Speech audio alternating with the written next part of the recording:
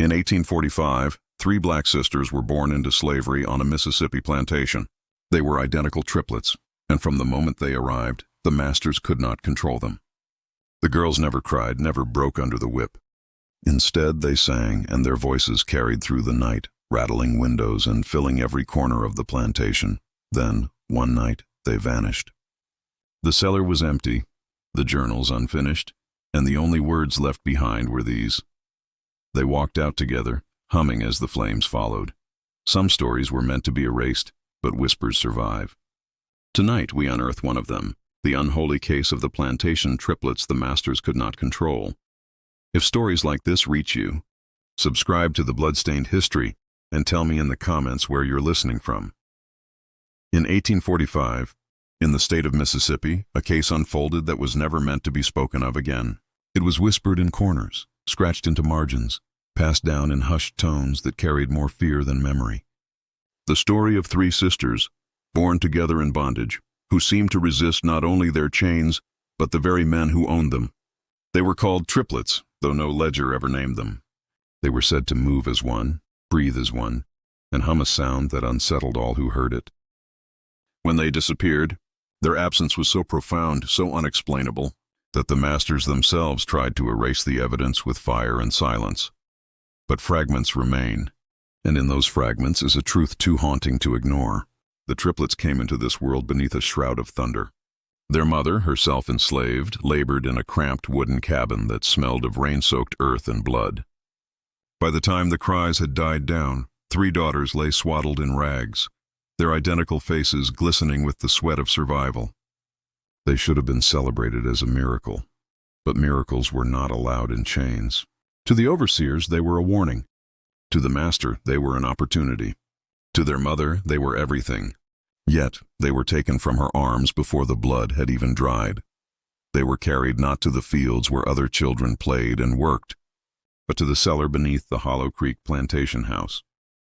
It was said the master believed they were born for something more than labor. He wanted to know why they had come together, why three had emerged where nature should have given one.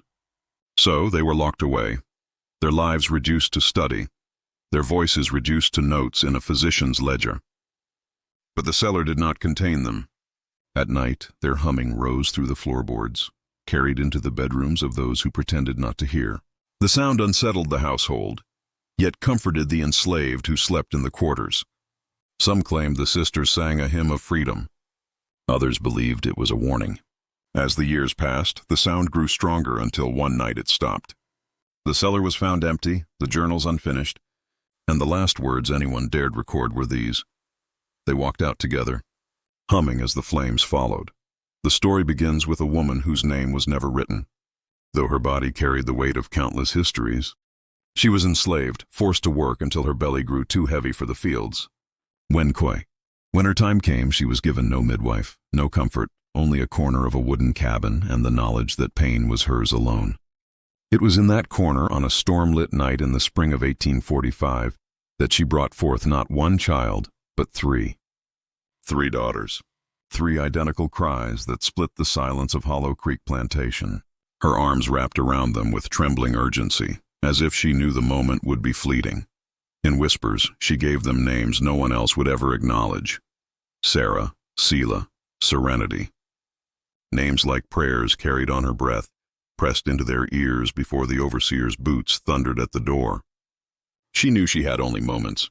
In those moments, she poured into them everything she could not give in freedom, her love, her protection, her desperate hope. But there was no miracle in bondage. The overseers looked upon the three girls with suspicion. They called them unnatural, cursed, a sign of bad harvests or worse. The master, however, looked upon them with a different hunger. Identical children were rare, he knew, rarer still among the enslaved. To him they were not daughters, not sisters, not human at all. They were specimens, curiosities to be studied, controlled, and perhaps even sold for profit.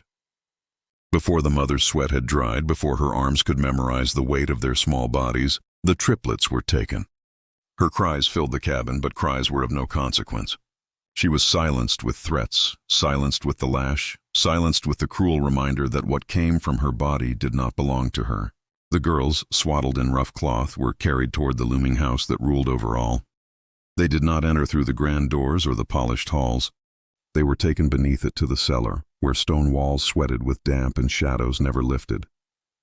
It was there they were placed under lock and key, their lives marked not by lullabies or family, but by the scratch of pens and the cold gaze of men who believed science and ownership gave them power over all things. Yet from that cellar, in their first nights together, came a sound no whip could silence. 3 voices, soft and steady, humming in unison. The masters shifted uneasily in their beds. The enslaved paused in their prayers, and already a story had begun that chains alone could not contain.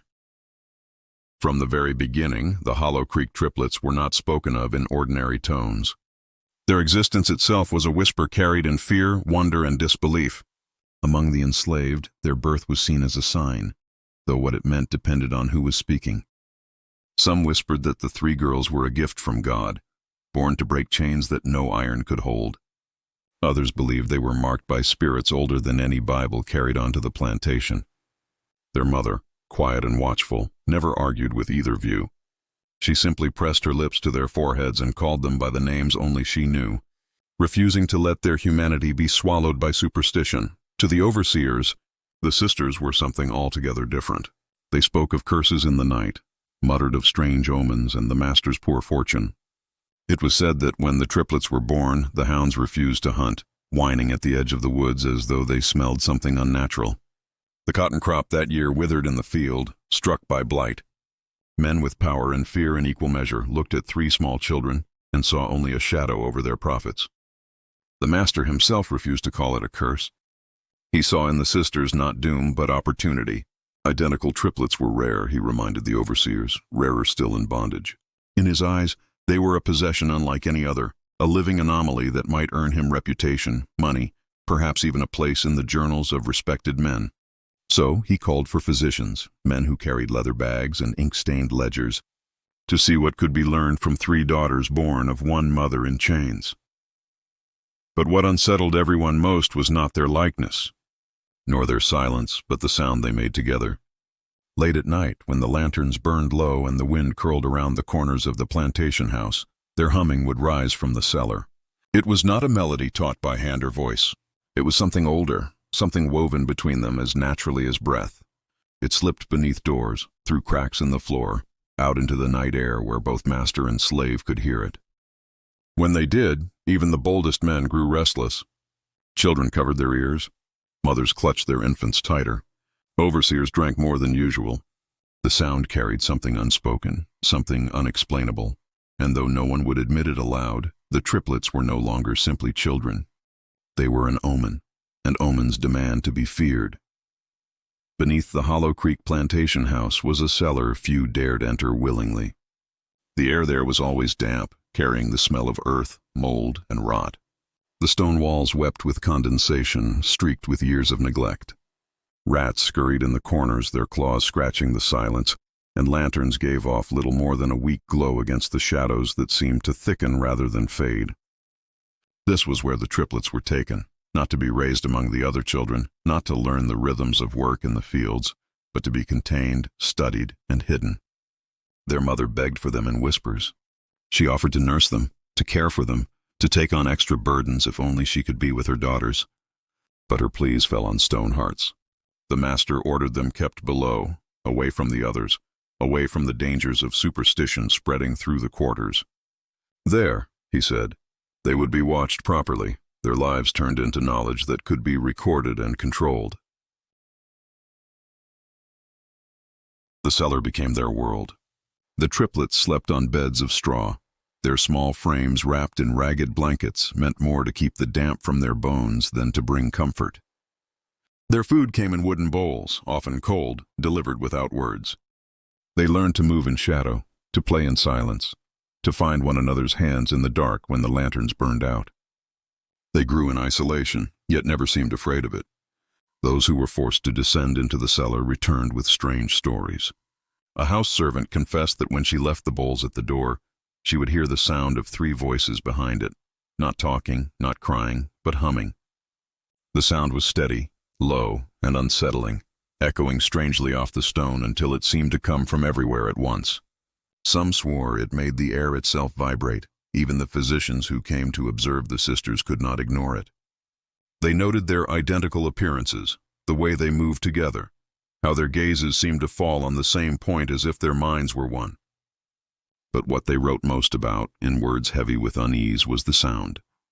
They could not describe it adequately, only that it unsettled them, that it lingered in their ears long after they had climbed the cellar stairs.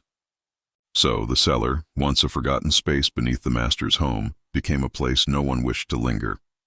The humming filled it night after night until it seemed less like a prison and more like a vessel, one that held not 3 children, but something larger than any chain could bind. At first, the sound seemed harmless, a soft humming, like the kind a mother might make to soothe her child, but the Hollow Creek triplets had no mother's arms, no lullaby to follow. The notes they carried came from nowhere anyone could explain. 3 small girls, locked in a cellar, producing tones so perfectly in harmony that it was impossible to believe they had not been taught. It was music without words, steady and low, and once it began, it did not stop. The enslaved who worked in the quarters said the sound drifted through the soil itself, slipping beneath floorboards and walls until it reached them at night. For some, it brought comfort, like a prayer wrapping around their sleep. For others, it stirred unease, a reminder that something in this world was not as it should be. A few whispered that the triplets were touched by spirits older than the chains that bound them, that their song was not meant for men's ears at all. The masters, however, felt something else entirely. When the humming reached their rooms, they could not rest. It clawed at the edges of their sleep, made their hearts beat fast in their chests. They sent men down to silence the children, but no matter how harsh the order, no matter how cruel the punishment, the sound continued. It was not loud, not defiant, but it was unyielding. That more than anything unsettled them. The physicians tried to rationalize it. They wrote in their journals of nervous mimicry, of shared instinct, of the peculiar ability of siblings to influence one another's behavior. Yet their words faltered as the nights wore on. Some began to hear the humming even when they were far from the cellar. Others admitted in private that the sound followed them into their dreams, where it grew louder, filling halls and corridors that were empty when they woke. For the enslaved children, it was different still. They claimed that if you listened closely, the triplets' humming carried something beneath it, not just sound, but meaning. Some swore they dreamed of places beyond the fields, rivers that led to freedom, faces they had never seen but somehow recognized. It was as though the sisters sang a map, one too dangerous to speak aloud. Whatever it was, the sound became impossible to ignore. It haunted the nights, lingered in the mornings, and etched itself into every mind at Hollow Creek. Though no one admitted it openly, one truth became clear: the masters could own their bodies, but they could not own the song. In time, the master of Hollow Creek grew restless. His overseers muttered about curses. His servants whispered about spirits, and still the triplets thrived in the shadows of his cellar. To him, they were more than children. They were a curiosity too rare to waste. So he sent for physicians from the city, men who dressed in black coats and carried leather satchels filled with instruments gleaming with steel. These men prided themselves on science, on observation, on peeling back the mysteries of nature, as one might peel the skin from fruit. When they descended into the cellar, their pens scratched furiously against their ledgers. They measured the girls' heads with calipers, compared the symmetry of their limbs, noted the strange unity in their movements. They pried open their mouths, checked their eyes, listened to their small hearts beating in near-perfect rhythm. One wrote that it was as though the 3 shared a single pulse. Another described them as unnervingly identical in body and demeanor alike, but none of their measurements could account for the sound.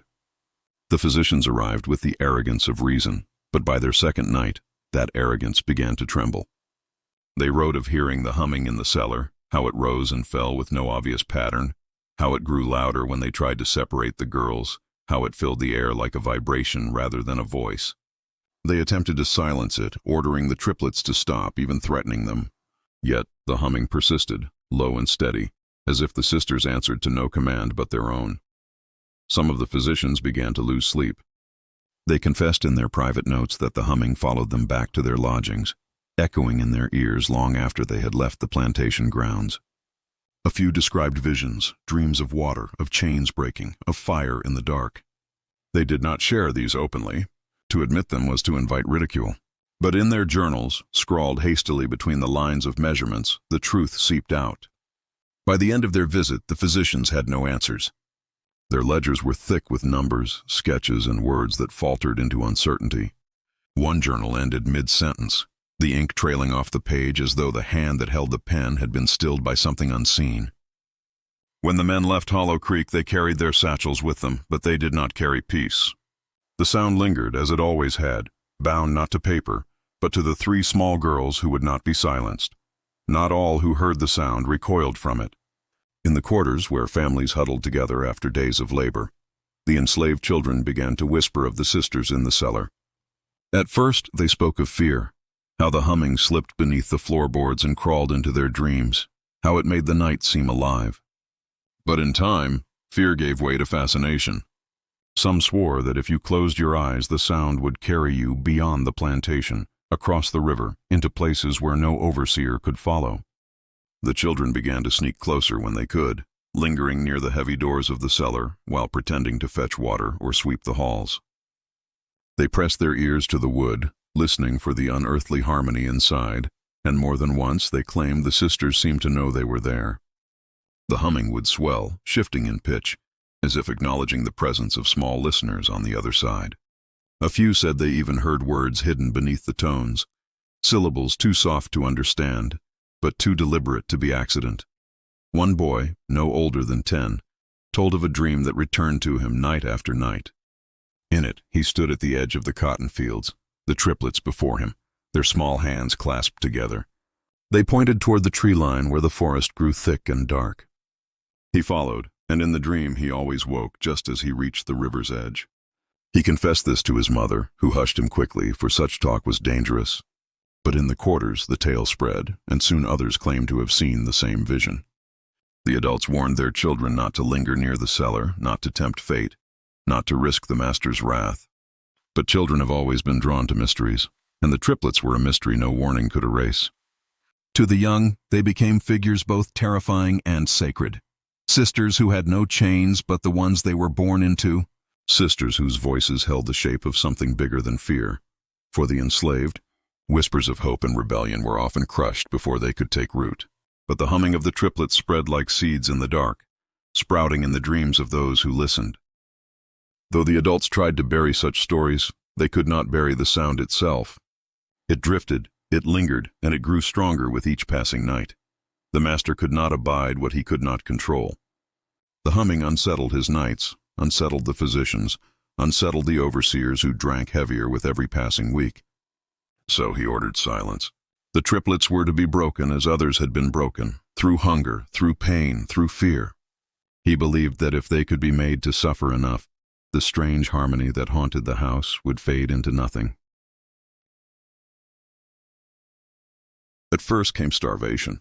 Their bowls were withheld for days, their straw bedding stripped away so they lay on bare stone.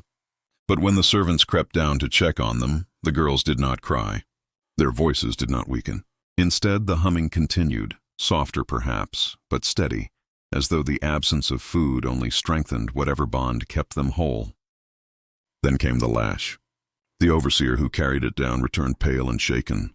He reported that no matter how he struck them, the girls did not scream.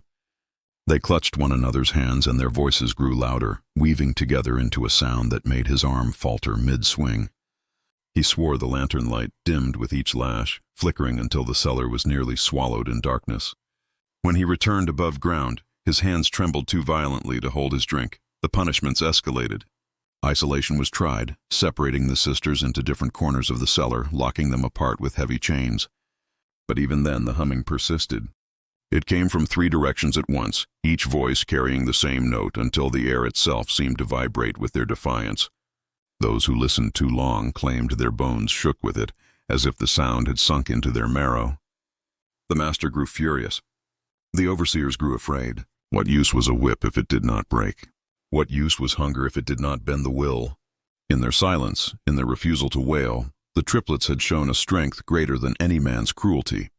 Though they were children, locked in a cellar with no freedom and no future promised, they had already committed the one act no enslaved body was meant to commit. They had resisted. And resistance, even whispered in the dark, is more terrifying to a master than any curse. The summer of 1846 brought storms that seemed to split the very heavens. Clouds rolled in, heavy and black, lightning carving jagged scars across the night sky. The people of Hollow Creek had seen storms before, but these were different. They arrived without warning, swift and violent as if conjured from the air itself. Every time the thunder cracked, those who listened closely swore they could hear the triplets humming rise to meet it. One night, when the storm struck hardest, the sound carried farther than ever before. The cellar seemed to tremble with it, the stones quivering as though something beneath the earth wanted to break free. Servants reported that the lanterns along the halls flickered in rhythm with the humming. Out in the quarters, mothers hushed their children, praying under their breath. Overseers tightened their grips on rifles, but their hands shook as the chorus of voices intertwined with the roar of the storm outside. Then came the lightning. A bolt struck so close to the plantation house that the very foundations groaned. Windows rattled, glass splintered, and above it all, the triplets humming surged into a harmony that no human ear could have arranged. It was as though the thunder and the voices were speaking to each other, echoing one another in some forbidden communion. The master tried to dismiss it as coincidence, but fear had already taken root. He ordered the cellar doors barred tighter, guards posted even during the storm. Yet the men stationed there confessed later that they could not stand their posts for long. The humming, paired with the crack of thunder, grew unbearable. One guard swore the sound crawled into his chest and made his heart stumble out of rhythm. Another claimed the lightning illuminated 3 figures at the window of the cellar, though no window existed. After that night, whispers spread like wildfire. Among the enslaved, some believed the sisters were not cursed, but chosen, tied to forces greater than chains, forces that moved with the clouds and storms themselves. Others feared what such power meant, for power that unsettled the masters was dangerous for all. The masters, meanwhile, grew more desperate. The storm had not broken the sisters, nor had the lash, nor had hunger. Their humming only grew louder, more insistent, as though fed by each attempt to silence it. Now, with the heavens answering in fire and thunder, even those who had once scoffed began to wonder if Hollow Creek housed not 3 children, but 3 omens born of wrath itself. While storms raged outside and humming rattled the walls within, there was one soul who carried the heaviest silence of all, their mother. Her body had birthed them. Her hands had held them only for moments, and then they were gone, stolen into the cellar of Hollow Creek. Each day she passed the grand house, her chest tightening as she imagined her daughters beneath it, alone in the damp. Yet she was powerless, her pleas dismissed, her tears ignored, her voice crushed under the weight of ownership. Still, she found ways to reach them. When sent to the kitchens, she lingered near the cellar door, pressing her palm against the wood as if her touch might seep through. On the rare nights she was allowed to clean inside, she left behind crumbs of cornbread, scraps of cloth, a whispered prayer in the air that she hoped they could hear. The triplets never answered with words, but more than once, when her hand rested against the door, the humming shifted, deepened, as though they knew their mother stood there. In the quarters, she spoke little of them. To name them aloud was to risk punishment, or worse, to invite someone to repeat her words where the wrong ears might hear. Instead, she carried their names in her heart, whispering them only when she was sure no one else could hear. Sarah, Selah, Serenity, each name a thread, woven into her prayers at night, binding her to them across the cruel distance. Her grief carved her into something smaller, quieter, but it did not erase her. Other mothers in bondage often buried their children with tears, but she lived each day with her daughters still breathing, close enough to touch, yet impossibly far. That grief was a wound that never closed, bleeding silently as the months turned to years. She feared what the masters wanted from them, what the physicians recorded in their ledgers, what punishments they endured in the dark. But in her heart a strange flicker of hope survived, for she too had heard the humming. She had felt it pass through her bones, steady and unbroken. Though it chilled her, though it frightened her with what it might mean, it also whispered that her daughters were still together, still unbroken, still hers. The sound was no longer just a lullaby in the dark. By 1847, those who lived at Hollow Creek began to speak of it as a force, a hymn that wove itself through the air, refusing to be silenced. What had once been soft and almost soothing now carried a sharper edge. It unsettled the masters more with every passing night, even as it drew the enslaved closer, binding them in whispers and dreams they dared not speak aloud. The triplets' humming had grown stronger, layered with tones that seemed impossible for such small voices. When they breathed together, the sound wrapped around itself, rising and falling like waves. Sometimes it built so steadily that listeners swore it pressed against the walls, bending the cellar doors. Other times it dipped into a near silence, so low it was felt in the chest rather than heard. Always it returned unbroken, a reminder that no punishment had stilled their song. For the masters it became a torment. Their sleep grew shallow, haunted by that unrelenting vibration in the night. They muttered about witchcraft, about curses carried in the blood of slaves. Their ledgers filled with fewer words, as if business itself was drowned out by the sound beneath their floors. In that silence of ink, fear pooled, but in the quarters, something different took shape. The enslaved began to treat the humming as a kind of prayer. They said it kept watch over the children who dreamed restless dreams, that it wove itself into the rhythm of work songs and gave them strength to endure. Some claimed they heard freedom hidden inside the notes, a secret message carried in the harmony, though none could say exactly what it meant. To those whose lives were bound in chains, the sound became both comfort and warning, a hymn of survival when nothing else was left. It was more than noise. It was resistance, a refusal to break, a refusal to surrender, even in a cellar meant to erase them. Though the sisters remained locked away, their voices reached farther than any chain could hold, touching hearts that beat with despair and reminding them that silence was not the only fate awaiting them. So the humming endured, carrying through nights thick with heat, through storms that rattled the walls, through punishments that failed to leave scars. Each note was a defiance, and each defiance was a reminder. The triplets had not yielded, and until they did, Hollow Creek itself would never know peace. The physicians who once came with confidence returned with trembling hands. Their journals, once filled with precise measurements and bold claims, grew hesitant. The ink changed from sharp lines to hurried strokes, as though the men no longer trusted the words they wrote. Pages that began with diagrams of bones or notes on the symmetry of features ended in half-finished sentences, ink bleeding into silence. One entry, dated the spring of 1847, began with the words, "The girls do not," and then stopped entirely, the pen stroke dragging across the margin as if yanked from the page. Another journal contained lines scratched so violently that the paper tore. The sound does not cease. It follows, a final fragment, found later in a trunk abandoned at the edge of the plantation, read simply, "They resist." The master grew furious at their lack of clarity, accusing them of cowardice, of superstition, of allowing the whispers of the quarters to poison their judgment. But even he could not ignore that the records were changing. Where once the physicians had written of specimens and anomalies, now they used words like unsettling, unnatural, and inexplicable. Science had given way to fear. Then, without warning, the physicians stopped coming. No explanation was offered, no letters sent. The master raged that his investment in knowledge had been wasted. But in truth, the men had fled. Some said they left in the night, taking only what they could carry. Others whispered they had been driven mad by what they heard, unable to endure nights filled with humming that crawled into their very dreams. What they left behind was chaos. Their journals, once so meticulous, vanished from the master's study. Some claimed he burned them in anger, unwilling to let the outside world see his failure. Others believed the sisters themselves had a hand in it, that the pages were taken not by fire, but by something less explainable. What is known is this: the ledger stopped. The trail of ink, once steady and confident, ended in fragments and silence. With their disappearance, the sisters slipped further into myth. Their lives, their voices, their resistance, no longer captured in neat handwriting, but left to linger in the air, whispered from mouth to mouth. The official record fell quiet, but the humming never did. Of all the men who worked Hollow Creek, none was more feared than the overseer named Harlan Price. His whip had cut deeper than any lash of storm, and his cruelty was spoken of in low tones by those who dreaded his steps.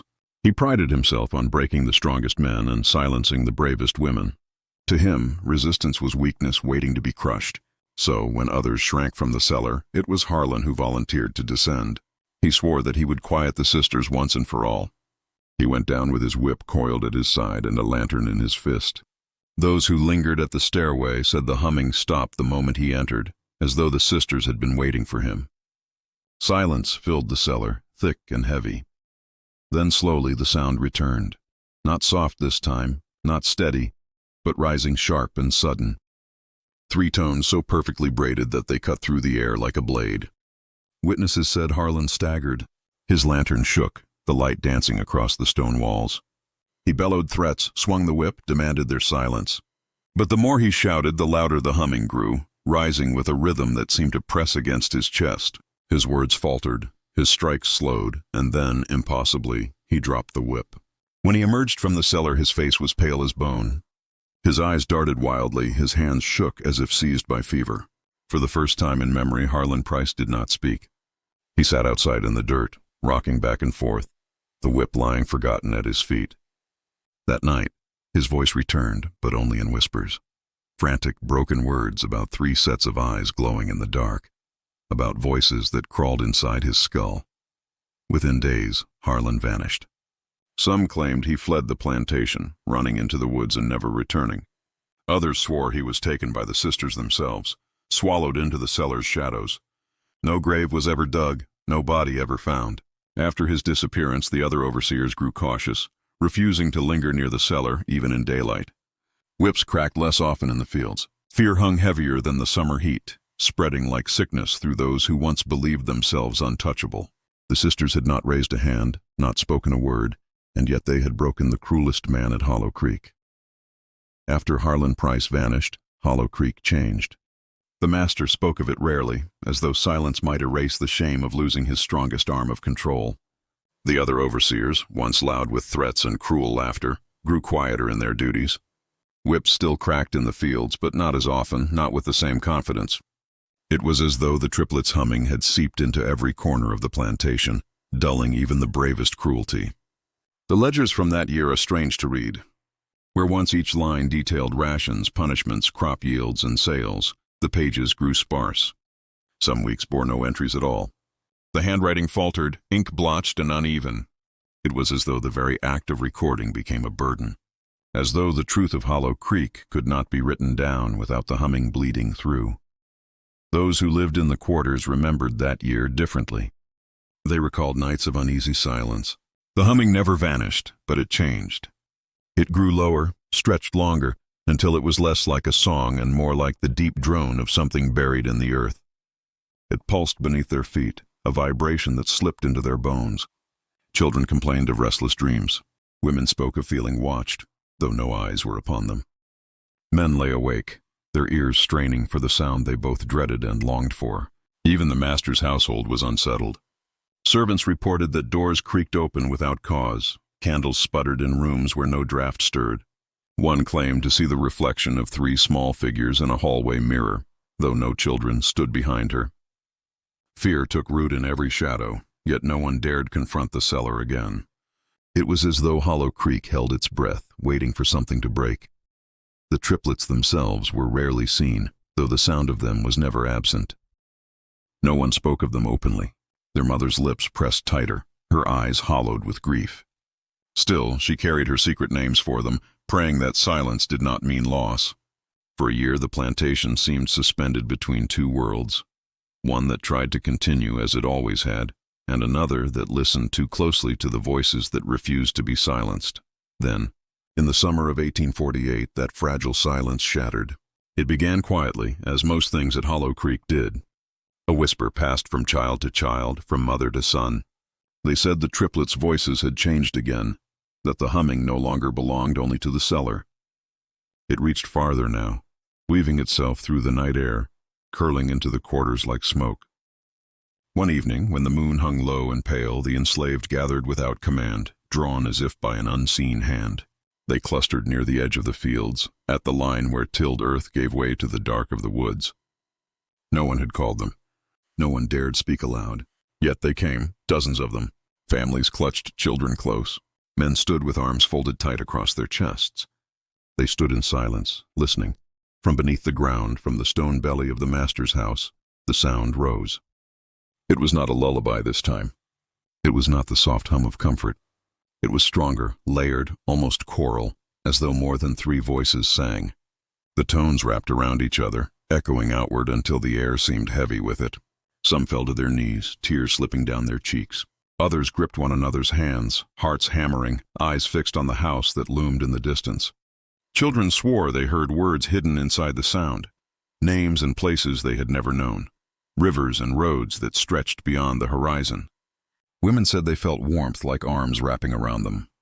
Men felt something harder to name, not freedom exactly, but the promise of it. Sharp and frightening in its nearness. In the quarters, elders whispered that it was a call, not to flee blindly, not to rise in revolt, but to remember that even in bondage voices could not be owned. That night the enslaved felt less alone, though chains still bound their wrists and ankles.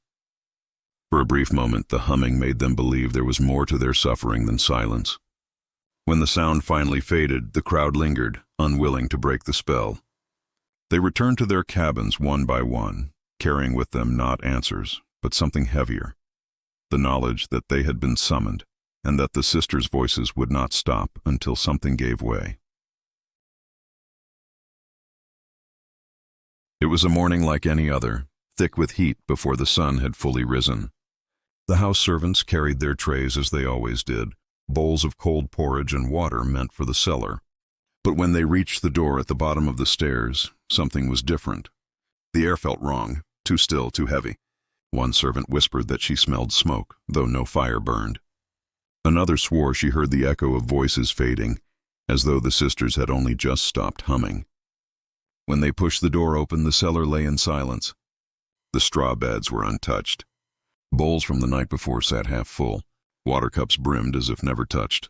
The chains fixed to the walls hung empty, iron cuffs swinging gently as though stirred by some unseen hand. And of the triplets there was no sign. Panic spread quickly through the house. The master stormed down the stairs himself, demanding answers, his boots striking against the stone. He searched every corner, shouted their names, though he had never truly given them any. The overseers joined him, torches raised, eyes wild, but the girls were gone. No tunnel led outward, no door stood open, no lock was broken. They had simply vanished. The plantation erupted in chaos. Some whispered that the sisters had slipped their chains and fled into the woods, though no tracks were found. Others swore they had seen a glow in the cellar the night before, a light that pulsed in rhythm with the storm overhead. The enslaved bowed their heads, some weeping in fear, others whispering prayers of thanks. For them it was not escape that mattered, but the fact that the masters could no longer claim ownership of the sisters. The master refused to accept it. He accused servants of helping them, ordered whippings, tore through the quarters demanding confessions, but no one spoke, and no one could. There were no secrets to tell because no one knew how it had happened. The girls had been there one night, and by dawn they were gone. In their absence the silence was unbearable. For the first time in years the cellar held no humming.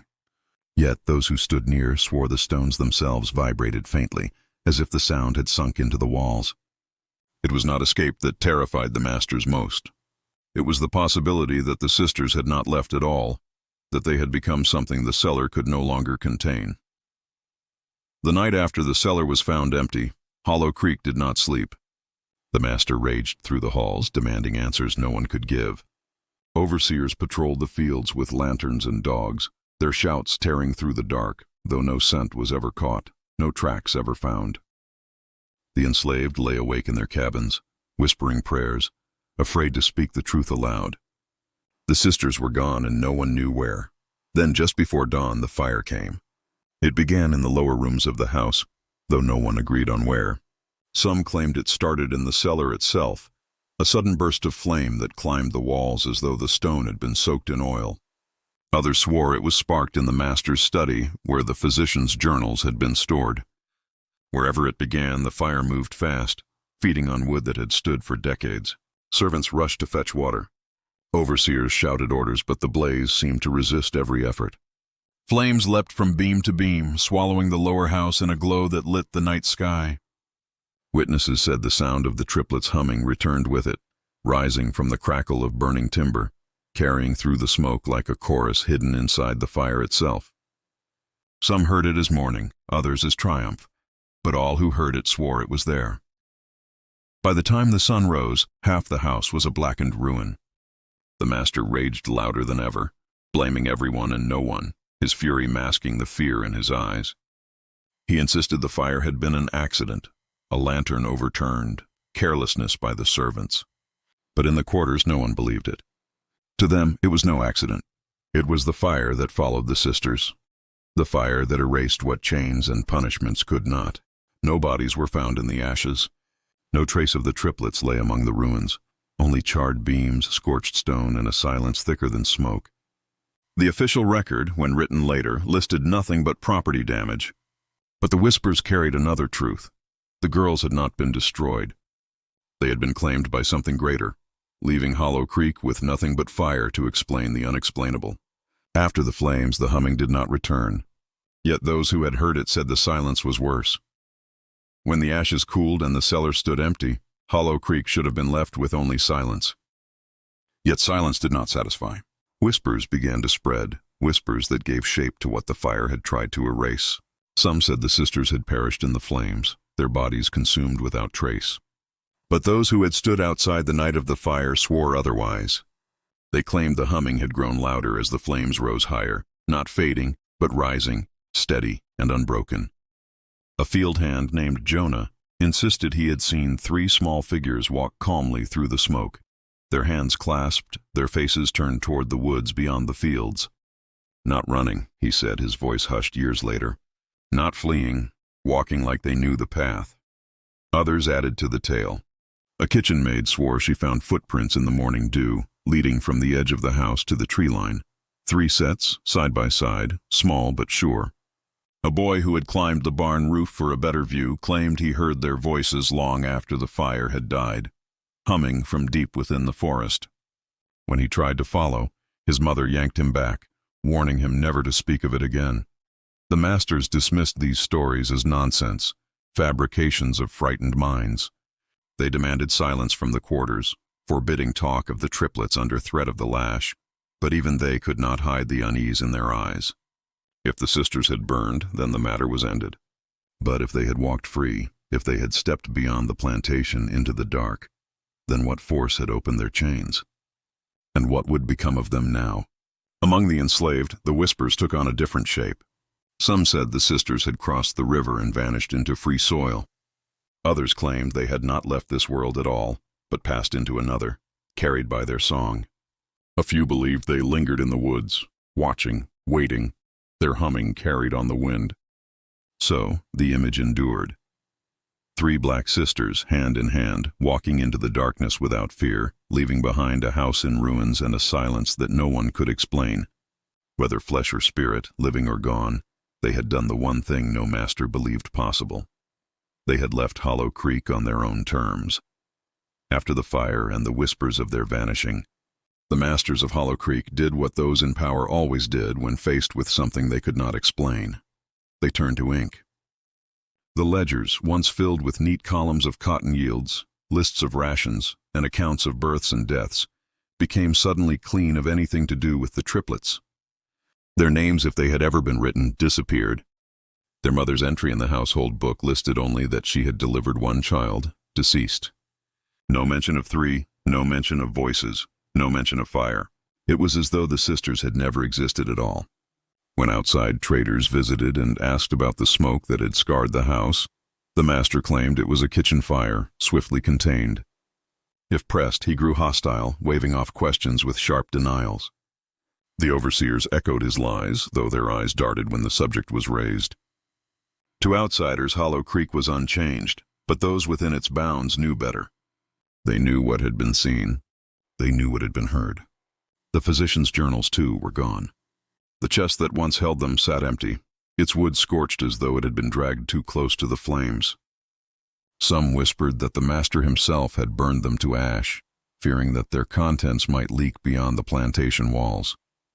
Others claimed the sisters had taken them, their voices seeping into the pages and carrying them away into whatever darkness they had walked. Whatever the truth, not a single page survived. This deliberate silence unsettled the enslaved most of all.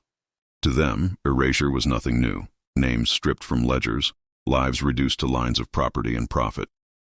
But the triplets had been different. They had not only existed, they had resisted. To see even their memory snuffed out on paper was a cruelty sharper than chains. Mothers whispered their names in secret. Fathers carved 3 small marks into cabin doors. Children hummed softly under their breath when they thought no one was listening.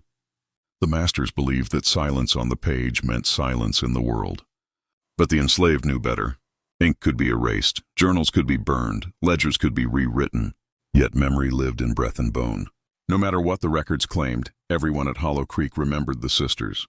Sometimes on the stillest nights, they swore the silence itself seemed to hum.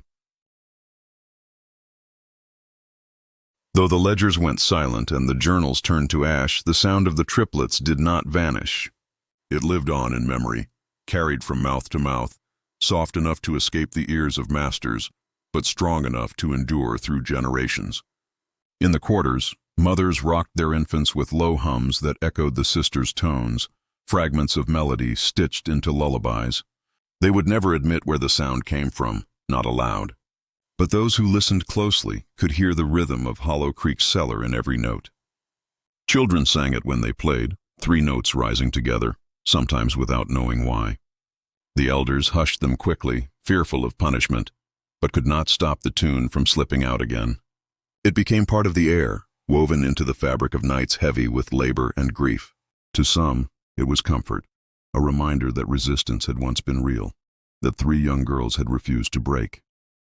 To others, it was a warning, proof that the unexplainable still lingered. That power could slip through chains like water through fingers. As years passed, the sound stretched beyond Hollow Creek. Those sold to other plantations carried it with them, humming softly under their breath while bent over fields miles away. Some claimed the tune changed as it traveled, merging with work songs, blending with spirituals, until it was no longer a single melody, but part of a larger chorus. Yet, at its heart, the same 3 tones endured, tied together like the sisters' clasped hands. Even those who had been children during the time of the triplets carried the memory into old age. They told their grandchildren that on nights of storm, when thunder split the sky, they still heard it faintly. They described it not as singing, not even as human, but as something between, a sound that filled the air without ever leaving the lips. When the young asked what it meant, the elders only shook their heads. Some truths were too heavy for children to carry. The masters believed they had erased the triplets from history. But they had forgotten one thing. Memory does not live on paper alone. Memory breathes, it hums, it waits. As long as the songs were whispered in the dark, the sisters were not gone. Years after the cellar fell silent, a fragment surfaced far from Hollow Creek. It was found folded inside an old volume of medical notes in a Charleston apothecary, its edges singed, its ink blurred by water or sweat. The handwriting belonged to one of the physicians who had visited the plantation in 1847. Most of the words had bled into illegibility, but the lines that remained were enough to set hearts pounding for those who dared to read them. The subjects persist beyond all expectation. Their voices do not fade with time or distance. The sound alters the air. I fear it alters me. This is not a matter of science. This is something else. They do not die. That last sentence, they do not die, was underlined twice, the ink so heavy it nearly tore through the page. The letter ended there abruptly, with no signature, no date. Nothing followed to explain what the physician had meant or whether he ever returned to Hollow Creek again. The scrap passed quietly from hand to hand. Some dismissed it as the ravings of a man broken by superstition. Others treated it like evidence, proof that the sisters had not simply vanished, but had become something uncontainable. Among the enslaved, those words were retold in whispers. They do not die. To people whose families were torn apart by the lash and the auction block, the possibility of survival beyond chains, beyond flesh, carried a dangerous kind of hope. The master, if he ever learned of the letter's existence, never acknowledged it. His silence was louder than denial, a silence that grew heavier as the years wore on. The cellar remained locked, even after the fire had gutted its walls, as though he feared the sisters might one day return to reclaim it. But the enslaved remembered. They carried the letter's words in secret prayers, repeated them under their breath when the nights felt longest. They do not die. It became a promise, a warning, and a curse all at once. So, the triplets' story, once nearly buried by ash and silence, clawed its way back through a scrap of paper no wider than a hand, not enough to explain, not enough to resolve, but enough to keep the fear alive, enough to remind everyone that the sisters' absence was not the end. It was only the beginning of something no one could name. The masters tried to bury the triplets twice, once in chains and once in silence. But the truth of Hollow Creek had already escaped the cellar, and once loose, it could not be contained. The story of the sisters passed from mouth to mouth, never spoken loudly, always guarded like contraband. It lived in fragments and half-remembered details, in whispers around fire pits after long days in the fields. Because it was forbidden, it became all the more powerful. Children grew up hearing that 3 girls had once walked through fire without fear. They were warned not to repeat such things where overseers might listen, but warnings could not erase wonder. When storms rolled over the sky, the children pressed close to their mothers and whispered that the triplets were near, humming along with the thunder. Among the elders, the story carried weight more than hope. They had seen what had been done to those who resisted, how rebellion was met with blood and ruin. To them, the sisters were both miracle and danger. Speaking of them might give strength, but it might also bring suspicion, and suspicion was enough to doom a whole family. So, the tale was told in shadows, where only trusted ears could hear. Still, it spread to other plantations, to travelers who carried it folded inside their songs, to those who whispered in prayer meetings that trembled with both faith and fear. Some told it as a story of spirits, that the sisters had died in the fire and returned as voices haunting Hollow Creek until judgment. Others said they had fled north, carried by their own song across rivers and forests to lands where chains could not follow. Every retelling shifted, but the core never changed. The sisters had been born, they had resisted, and they had vanished in a way no master could explain. That truth alone was enough to make the story forbidden. Because in a world built on chains, the idea of children who could not be broken, who walked out together hand in hand, was more dangerous than any weapon. The masters were right to fear it. They could destroy journals, burn ledgers, lock doors, and silence tongues with the lash, but they could not stop memory from humming in the dark. The forbidden story lived, and the more they tried to erase it, the stronger it seemed to grow. Time moved on, and Hollow Creek's fields changed hands. Slavery ended, the war tore through the South, and the old plantation house fell into ruin. But though chains were broken, the memory of the triplets did not fade. It clung to the place like smoke that never cleared. For those who came after, overseers, sons, masters' descendants, even strangers who later tried to live on the land, the fear lingered. Stories from those years are scattered, but they share unsettling echoes. Families who inherited the property spoke of sleepless nights in rooms where nothing stirred. They complained of humming that rose through the floors, faint at first, then louder, until candles trembled in their holders. One woman swore she heard it while nursing her newborn, the low harmony making her child's tiny chest rise and fall in rhythm with it. Another confessed in a letter that her husband left the property altogether, convinced the voices were driving him mad. Children who played in the fields whispered of seeing 3 figures at dusk, small and distant, walking hand in hand at the tree line. When they ran closer, the figures melted into the shadows, leaving only silence behind. A farmhand claimed he found 3 sets of footprints in the mud near the river, side by side, though no one had been seen crossing. He quit that same week, muttering that he would not work land where the dead still walked. Even in the years when no one lived at Hollow Creek, travelers avoided it. They said the air grew heavy as you passed, that you could feel a vibration underfoot, like a song too low to hear. Some crossed themselves, others hurried their horses, but few lingered long. The ruin of the house stood as a warning, its cellars blackened stone, the only part still whole.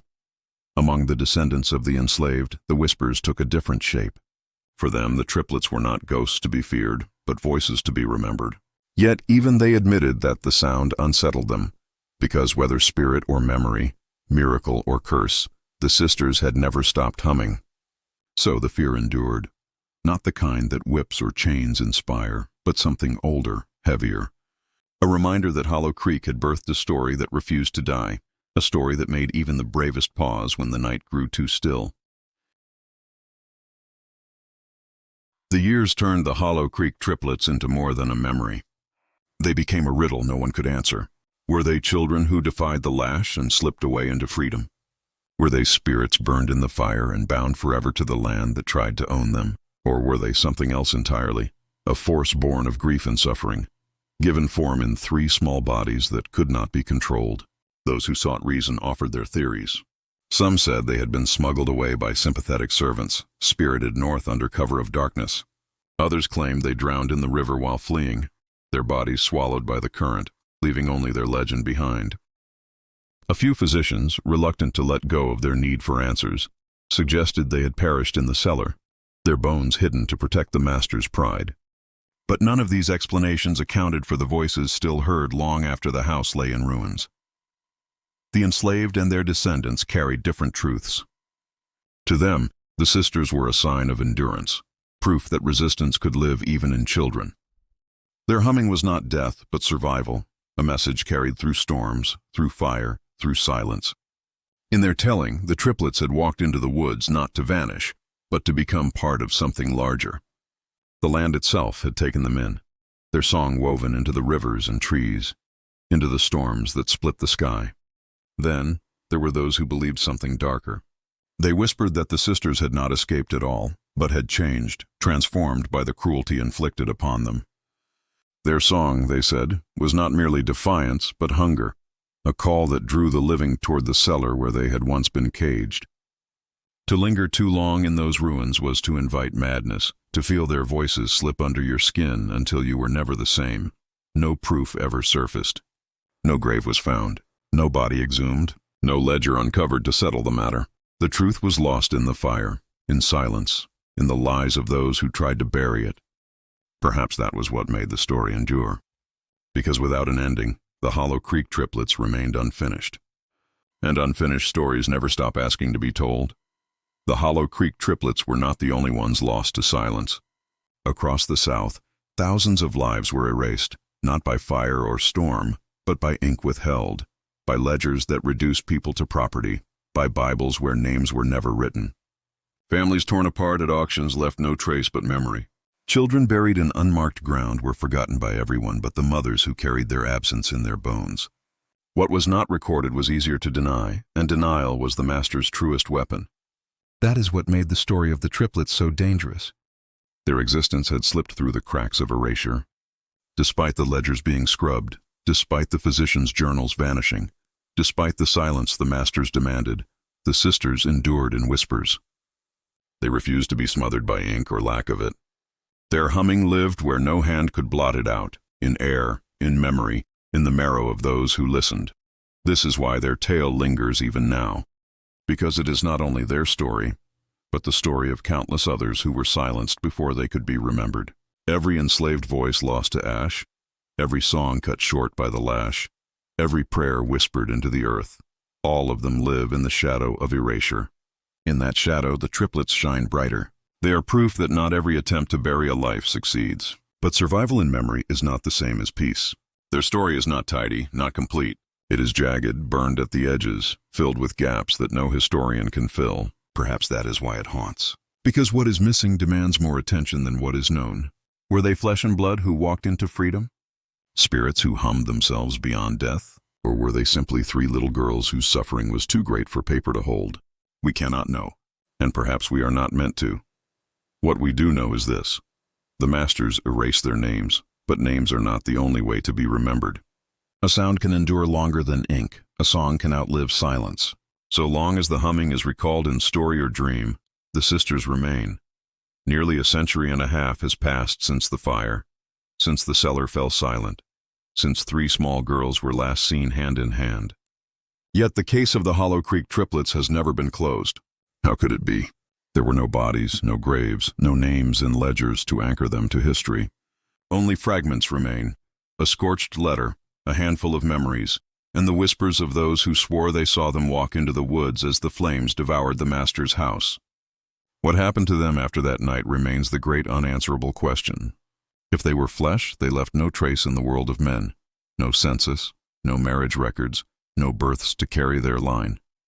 If they were spirit, they lingered too vividly to be dismissed as superstition. Their humming was heard for years after, unsettling masters, comforting the enslaved, embedding itself in songs that stretched beyond Hollow Creek.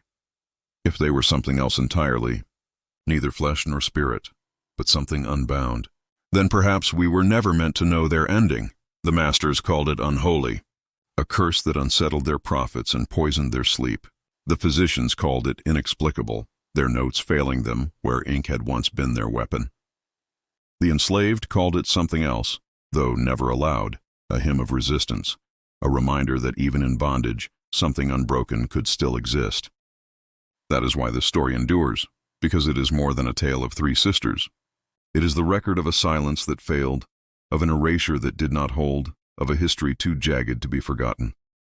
The Hollow Creek triplets remain unsolved, forbidden, unholy, a case the masters could not control, a story history could not destroy, even now, when the ruins of the plantation lie hidden beneath weeds and trees. Those who pass through say the ground vibrates faintly beneath their feet, as if something hums beneath the soil.